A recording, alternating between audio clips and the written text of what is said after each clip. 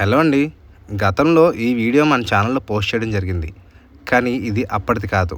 లేటెస్ట్‌గా ఈరోజు అంటే మే నెలలో 9వ తారీఖున షూట్ చేయబడిన వీడియో. ప్రస్తుతం మనం చూస్తున్న ఈ రోడ్స్ అన్నీ కూడా సీతానగరం నుండి రాజమండ్రికి కనెక్ట్ చేయబడే రోడ్స్. చూసారా ఎంత విశాలంగా డివైడర్స్‌తో బ్రాడ్‌గా ఉన్నాయో. ఎక్స్టెన్షన్స్ కూడా చేశారు. మరి రాజమండ్రికి అలాగే ఈ పరిసర ప్రాంతాలకి కనెక్టివిటీగా ఉన్న మధ్యలో కాతేరు మలైపేట అనే ఏరియాలు ఏవైతే ఉన్నాయో ప్రస్తుతం రోడ్ కమ్ రైల్వే బ్రిడ్జ్ మీద నుంచి హెవీ ట్రాన్స్పోర్ట్ ఆపడం వల్ల అక్కడి నుంచి వెళ్ళబోయే హైదరాబాద్, బెంగళూరు, విజయవాడ అలాగే డిఫరెంట్ స్టేట్స్కి కనెక్ట్ అయ్యే బస్సెస్ అన్నీ కూడా ఈ రోడ్స్ నుంచే 4th బ్రిడ్జ్కి కనెక్ట్ అవ్వడం జరుగుతుంది. దానికి తోడు వందలాది స్కూల్ బస్సెస్ వెళ్తుంటాయి. అలాగే ఇసుక లారీలు, విపరీతమైన ట్రాఫిక్, విపరీతమైన దుమ్ము, యాక్సిడెంట్స్ కూడా అనేకమైనవి, ప్రాణాలు కూడా కోల్పోవడం జరిగింది.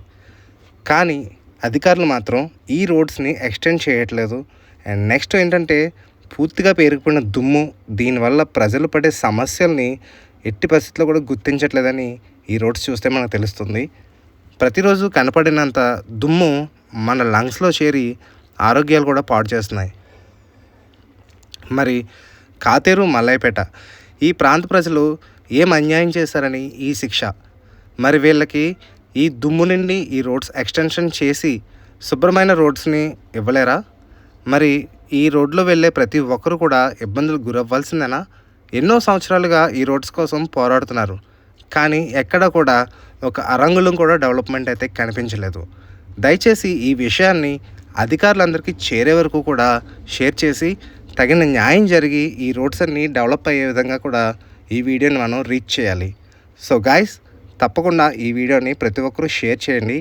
అండ్ అలాగే మరిన్ని అప్డేట్స్ కోసం మా ఛానల్ అయితే ఫాలో అండ్ సబ్స్క్రైబ్ చేయండి. Thank you. వీడియో షేర్ చేయడం మాత్రం మర్చిపోవద్దు. మన కోసం కాదు, మళ్ళా ఉన్న వాళ్ళ అందరి కోసం ఈ పోరాటం. Thank you.